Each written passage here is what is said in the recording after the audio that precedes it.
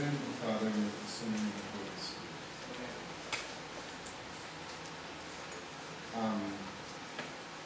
Our epistle for the Mass today says, "Be you humbled under the mighty hand of God, that he may exalt you in the time of visitation." The Old Testament is measured, time was measured in terms of the visitations of God with his people, meaning specific interventions that God brought about in the Old Testament. So people in the Old Testament had a very concise understanding of history, because they remembered not specific dates, but specific acts or favors that God gave them, or days when God intervened in history. Now we are being constantly visited by God. Our lives are nothing else than a certain number of visitations from God. I mean, we never see life this way. We never consider God to be visiting us in any shape or form.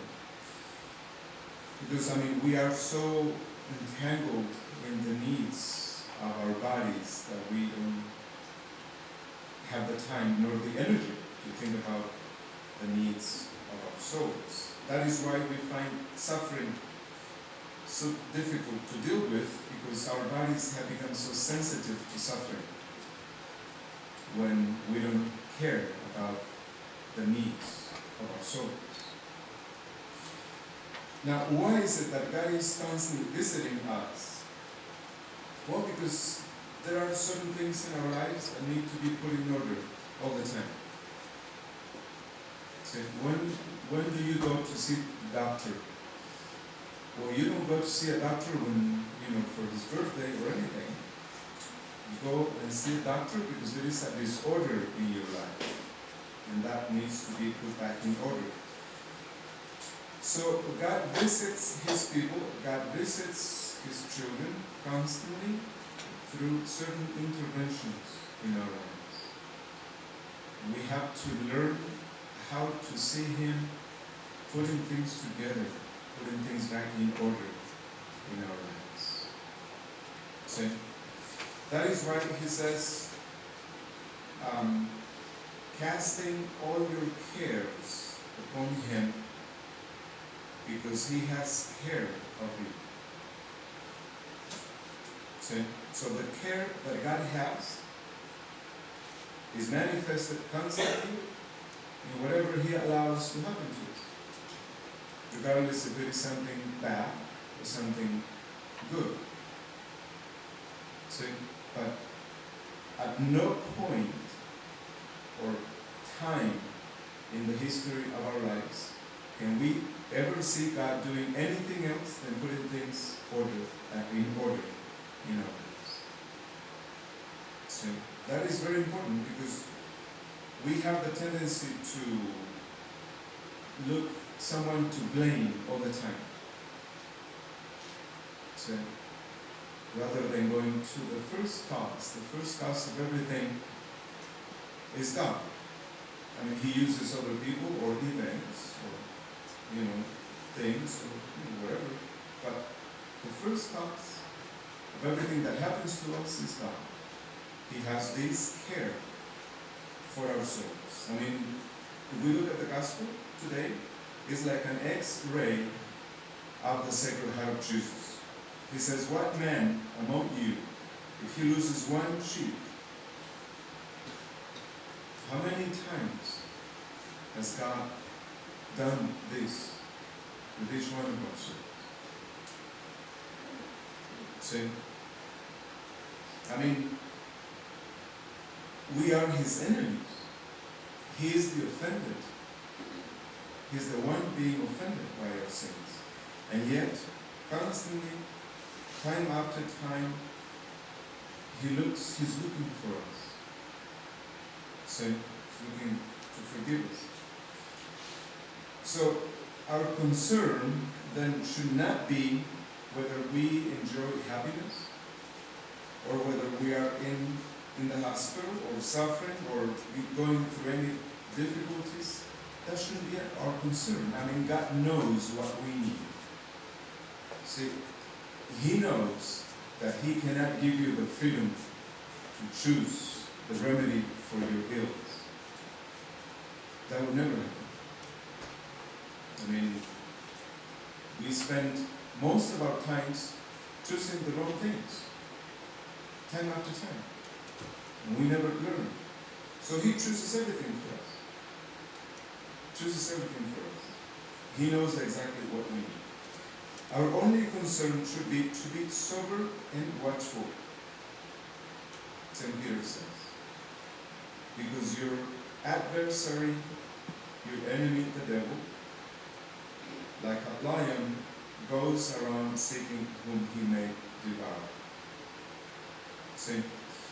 Now they say that, there is this saying that you might be familiar with, that says that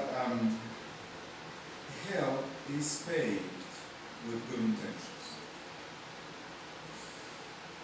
Does it mean that a good intention in itself is a thing which leads to hell? Well, not necessarily. What it means is simply that it means that we sometimes make certain intentions, but we never carry them out. We don't use the means to carry out those intentions. So they remain as intentions in themselves. We don't put them into practice. That is why these priest exorcists asked the devil once, tell me what kind of people give you more trouble. And the devil says two things, two different kinds of people. The first ones, those who make themselves victim souls, those who intercede for other people through suffering. And the other ones are the ones who are faithful to the resolution. See? So, in this sense, hell might be paid with good intentions. For example, a person comes into confession, and he says, well, forgive me, Father, I've sinned. And he mentions a whole, series of sins. But then the sin that he commits the most, he doesn't give any importance. I mean, he has desensitized himself about it. He said, well, this is not a big deal. I mean, I'm going to be doing it all the time. I mean, what does it matter whether I confess it or not? But when the priest brings it up, for example, priest might ask, have you said any profane words? Then the person says, yeah, I have. Then the priest says, what are you going to do about it? Then he, makes up his mind in a certain way that he has to work on this issue. But then he forgets about it once he gets out of the confessional. See? So with intentions or purposes like this, hell is paved. See? So perhaps you can now see the importance of St. Peter's warning in the epistle for today. When he says, be sober and watchful. See, because most of us who will be lost on account of habitual sins, like the ones we don't put much attention to. See, so if you are afraid, if you say, well, there is no probability that I might go to hell because I haven't killed anyone, and yet you say bad words all the time, this habitual sin is going to bring you to hell. So A habitual sin is like a little disease in your soul. And you must get rid of it if you want to have any well-grounded hope of salvation. So this habitual sin is like a weak point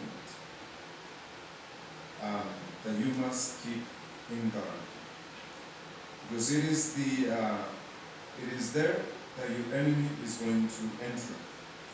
So the devil does not do anything else than being watchful of this weak point in your life. So if he does not forget, if he keeps in mind all the time, what is your weakest point, why do we have to forget about it?